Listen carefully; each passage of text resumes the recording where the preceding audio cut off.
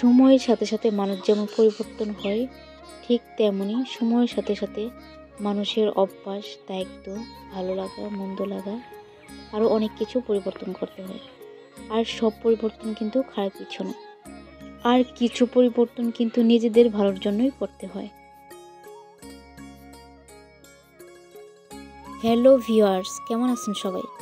আশা করি যে যেখান থেকে এই মুহূর্তে বসে আমার ভিডিও দেখছেন আপনারা সবাই অনেক ভালো আছেন, সুস্থ আছেন এবং নিরাপদে আছেন।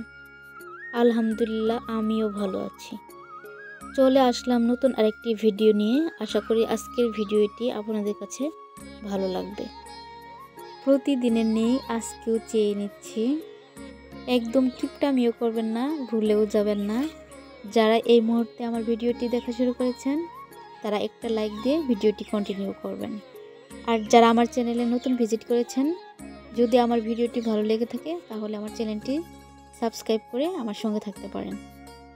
এই শীতের দিনে সকালবেলায় ধোয়া ওঠানো গরম গরম খুদ ভাত খেতে কার না ভালো লাগে।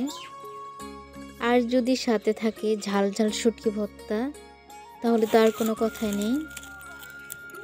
তাহলে খেতে আরও ভারী মজা হবে।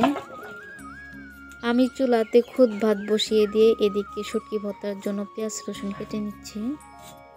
প্রত্যেক ফ্যামিলিতে কিছু না কিছু সমস্যা হয়ে থাকে, আমিও কিন্তু এর ব্যতিক্রম কিছু নয়।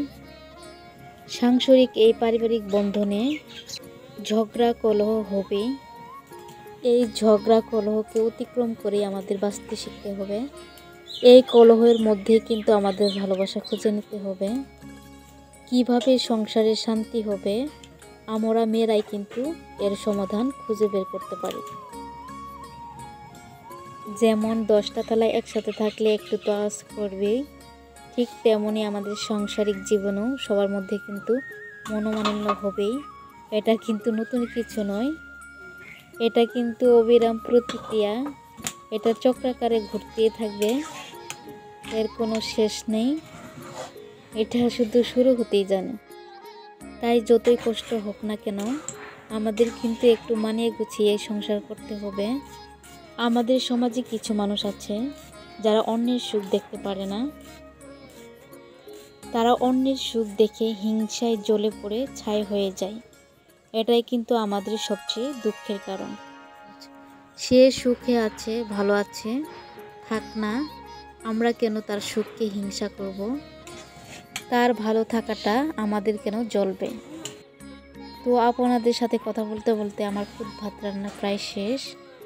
এখন চুলার উপরেই রেখে দিব, এতে খুদ ভাতটা আরও মশমশা হবে, খেতে বেশি ভালো লাগবে। আজ কড়াইতে তেল দিয়ে শুটকি ভর্তা করব না, আগুনে পুড়িয়ে শুটকি ভর্তা করব। আগুনে পুড়া শুটকি ভর্তা দিয়ে খুদ ভাত বেশি ভালো লাগে। তেলে ভাজা শুটকি ভর্তা দিয়ে অতটা ভালো লাগে না।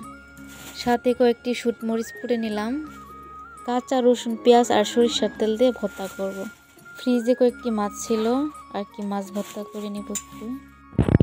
যারা ভিডিও দেখতে দেখতে এই পর্যন্ত চলে এসেছেন, তাহলে আমি বুঝিয়ে নিব আমার ভিডিওটি আপনার কাছে ভালো লেগেছে।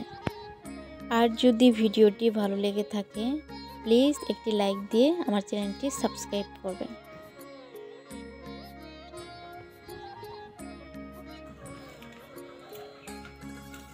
আমার ভিডিওতে দেখতে পাবেন গ্রামীণ রান্নাবান্না আর গ্রামীণ প্রাকৃতিক পরিবেশ।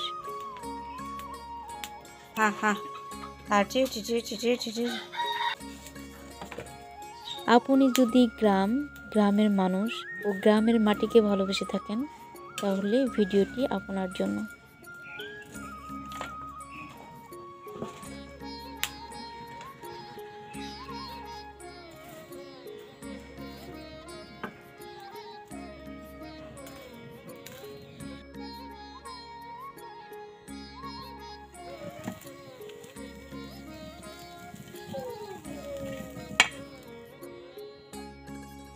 সবার সুস্থতা কামনা করে এখানে শেষ করছি। আজ এখান থেকেই বিদায় নিব। সবাই ভালো থাকবেন, সুস্থ থাকবেন। দেখা হবে নেক্সট কোনো নতুন ভিডিওতে। সেই পর্যন্ত সবাই ভালো থাকবেন, আমাদের জন্য দোয়া রাখবেন। আর আপনাদের প্রতি রইল আমার অনেক দোয়া। আল্লাহ হাফেজ।